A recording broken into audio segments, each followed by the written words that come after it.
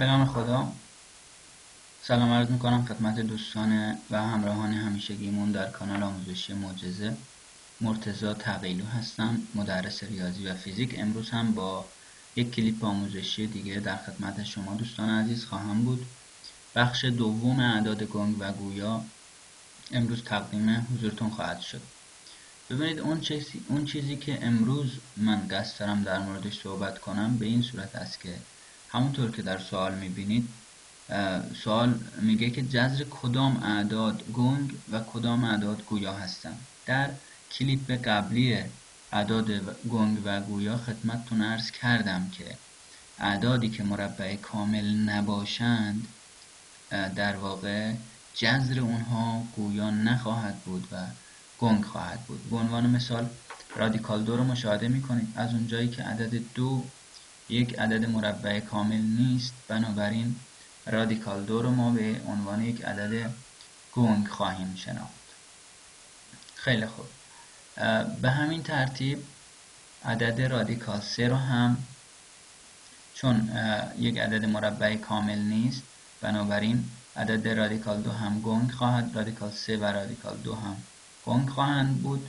رادیکال 4 عددی است که 4 مربع کامله، بنابراین عدد گویا خواهد بود.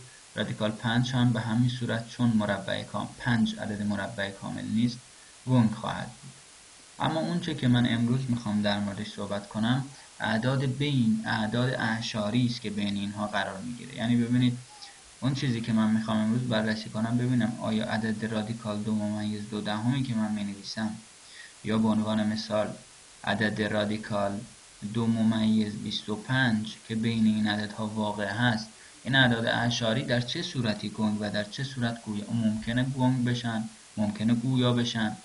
یا به عنوان مثال بین رادیکال 4 و رادیکال 5 میخوام ببینم عدد 4 ممیز 41 آیا امکان این که گویا باشه یا گنگ باشه، یا عدد 4 ممیز فرض مثال این عدد رو در نظر بگیرید.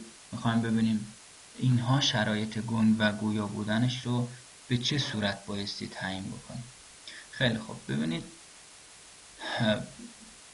بر طبق نکته‌ای که برای شما اینجا بیان کردم، به این صورت عرض میکنم خدمتتون که جذر اعداد اعشاری به 2 شرط گویاست. یعنی اگر این 2 تا شرط رو همزمان داشته باشه، دقت بکنید عرض میکنم، اگر این 2 شرط رو همزمان با هم داشته باشه، جذر اعداد اعشاری گویا خواهند بود. مثلا نکته ها رو خدمتتون عرض کنم. اولین شرط این هست که بدون در نظر گرفتن ممیز این عدد باید مربع کامل باشه. یعنی چی؟ الان شما به مثالای من اینجا نگاه کنید.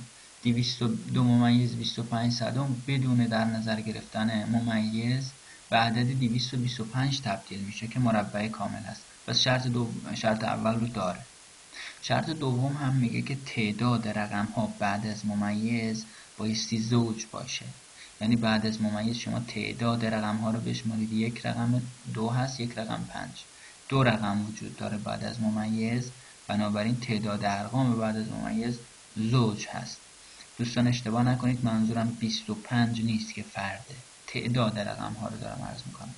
بنابراین با توجه به توضیحی که دادیم، این عدد هر دو شرط رو داره، پس مواظب باشیم این عدد یک عدد گویاست، یک عدد گنگ نیست. وقتی داریم بین رادیکال 2 و رادیکال 3 گنگ می‌نویسیم، اشتباهی ور نداریم 2 ممیز 25 هم به عنوان گنگ بنویسیم، این گویاست.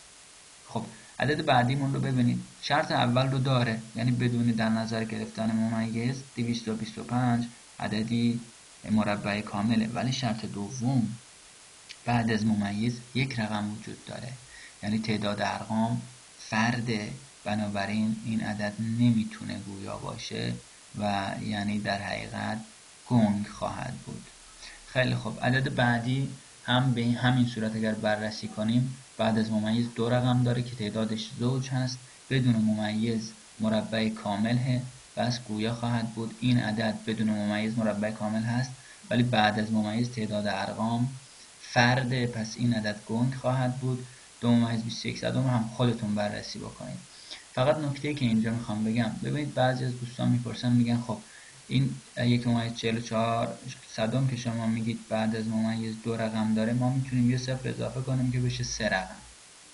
ببینید ما منظورمون از تعداد ارقام بعد از ممیز در واقع ساده ترین حالت عددمون هست.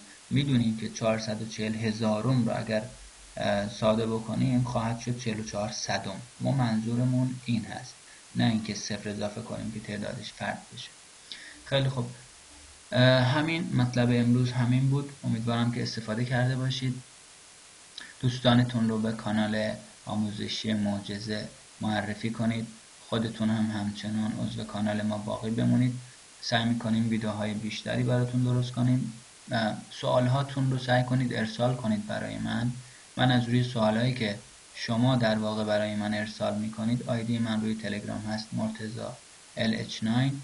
از روی سوالاتی که شما برای من ارسال میکنید من کلیپ ها رو اکثرا درست میکنم، مگر اینکه سوال خاصی نباشه که خودم ایده جدید در واقع برای کلیپ ها درست کنم. امیدوارم که استفاده کرده باشید.